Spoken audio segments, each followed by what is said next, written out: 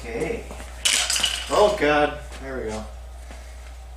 Weight reduction and turbo clearance, so maybe I can put my hood back on this thing. Aha.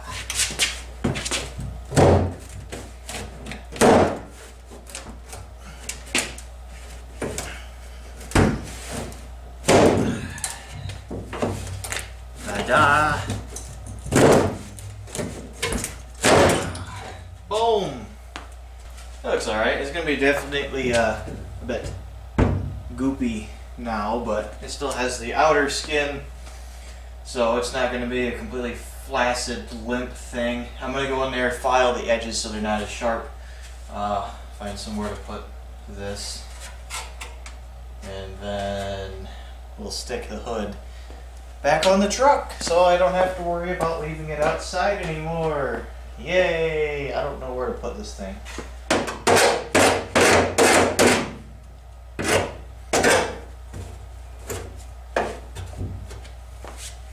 Okay, that's better.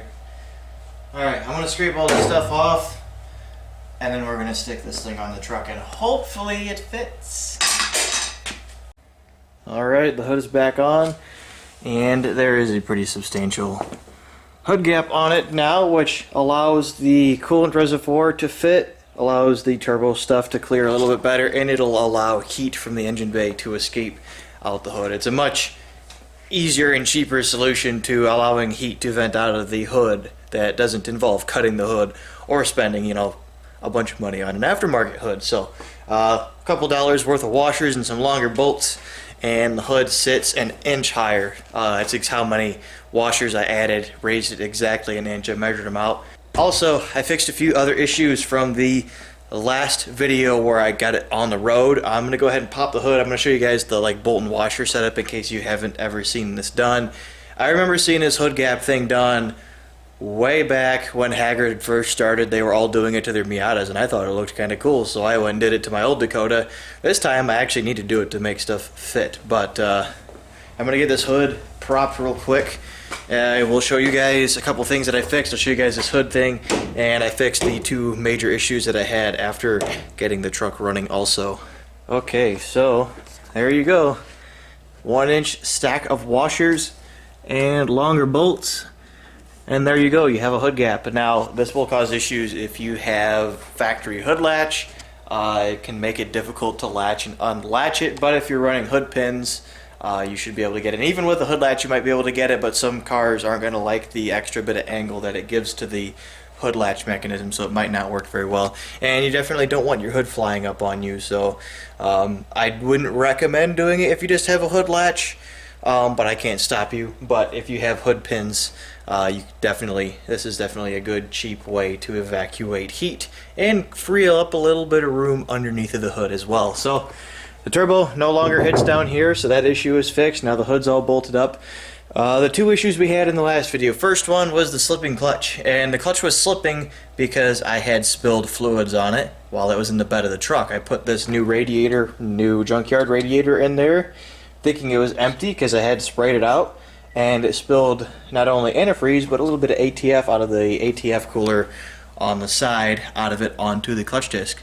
To fix it, I just went out, did a bunch of wide open throttle pulls, got the clutch nice and hot, and every pull the clutch slipped less and less until now it doesn't slip at all. And the clutch also doesn't make the same hissing noise when I'm slipping it to take off and everything. So that's good. That is fixed. I do not have to replace the brand new pretty much clutch. The clutch is only a year old, only has a couple thousand miles on it, if that. So I do not have to replace the clutch. I'm sure I probably took a few years off its lifespan slipping it like that to get it to come back, but at least it's back and it's working. I haven't had it slip. The other issue was the Misfire, and this Misfire I have actually been chasing around since before I even had the rodent issue. If you guys remember the wires getting chewed up on this thing, it was before that I started having this issue, and I have not been able to solve it. And yesterday I finally figured out what it was, and it was faulty spark plug wires. These spark plug wires that are on here I bought brand new from Rock Auto. They were some, what brand were they? I'll give you guys a little bit of a beware on these things. United? That looks about right. The box actually is right there. There you go. United. I am running their rotor, or no, I'm running their sensor, I think. Maybe not. Maybe this was just a cap and wire set. Tri-pack. Oh yeah, this was just a cap, a rotor, and some wires. I ended up not using any of the stuff because I went and bought a brand new distributor which came with a cap and a rotor. So I don't know that I trust any of the stuff that I have because I still have the cap and the rotor. But I'm probably not going to run them. I'm probably not going to be running those things. But yeah, I was running those. One of the wires had completely failed, and I replaced it with a factory one that I had pulled at the junkyard. It's down in there in that pile somewhere in that mess. And the Misfire was almost completely gone, but I could tell that there was another one somewhere that was also going. So since I had the one fixed, I went, drove up to O'Reilly, ordered a set of plug wires. It was like 17 bucks or something, not bad. And these look like they're much higher quality. The boots on them are a lot nicer. So we'll see how these work. These are also thicker wires that I got for cheaper than those were, which is kind of annoying. So we got these new, I don't even remember what, Omni Spark, the typical O'Reilly brand that you guys see all the time. That's what these are. Got them all plugged in. The Misfire is gone, so I have fixed pretty much everything on the truck. The hood's back on, clutch doesn't slip, it's running good. There are a few things left to do before this truck goes to a tune, so we'll just talk about that real quick since this video is going to be pretty short. I want to install a catch can on this thing and just have it vent to atmosphere, so I got these two little elbow guys here. Those plug into where those breather filters are at. I'll be plugging these things right here. I'm probably going to drill out that little orifice hole in the bottom a little bit. And then I'm going to run those to just an eBay catch can. They're like 20 bucks online. You can buy them pretty cheap. I'll mount that over where the old Hi-Fire used to be. Run hoses from the elbows into that, and then the truck will have a catch can. I am also going to be running a slightly bigger intercooler. I found a 27 by 9 with a thicker core than this one, so I'm going to be running that. That will pretty much fill out the entire space here in the grill, which will be really nice. It'll look really clean, and it'll give me a little bit more cooling. I think this one that I have is probably plenty, but it wouldn't hurt to have a little bit more. It'll help save my pistons if I end up over boosting a little bit. And then once those two things are done, I don't think there's anything else left to do. I mean, the truck is pretty much ready as long as I don't run into any more issues. That's pretty much all. I have turned up the boost a little bit. It's at about 7.5 PSI. I have the boost cut set right at 8 PSI, like 100, let's see, what would it be? It'd be like 50 kPa or 150, I can't remember. I have it set at about 8 PSI. So I just went out and was driving it, and I was like, I want to see what a couple more pounds of boost feels like, and it feels great.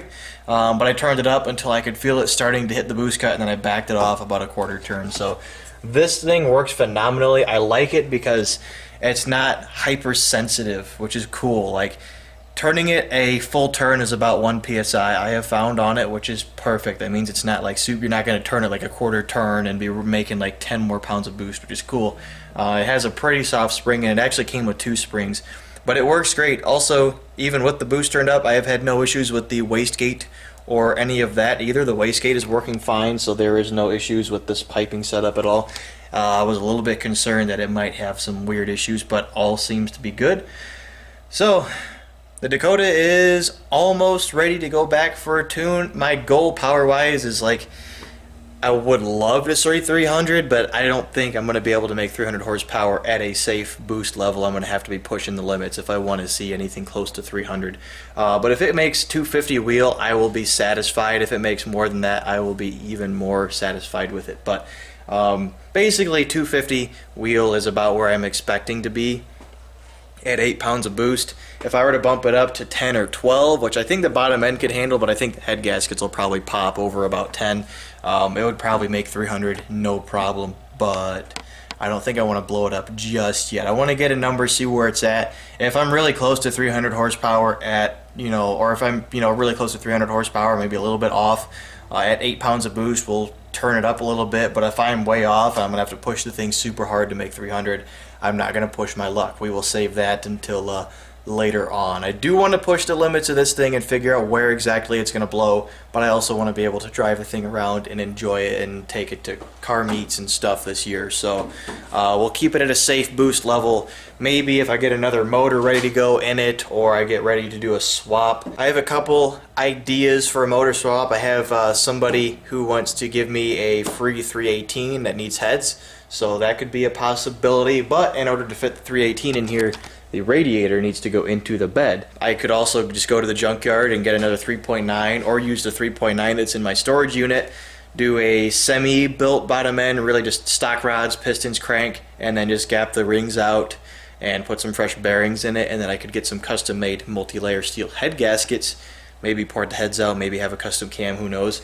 So those are the two options I could look at, but I want to have the next engine ready to go and be put in before I go and start pushing the limits, because I enjoy driving this thing, and I don't want it to be one of those things where it just blows up right away and I can't drive it around, because this is my only project car. It's not like I have multiple, and I don't have all the time in the world to be swapping engines all the time, even though I do predict I will probably be swapping a lot of 3.9s out here in the near future. But that is going to be the end of the video, guys. I've been rambling for a little bit, so I'm just going to cut it here.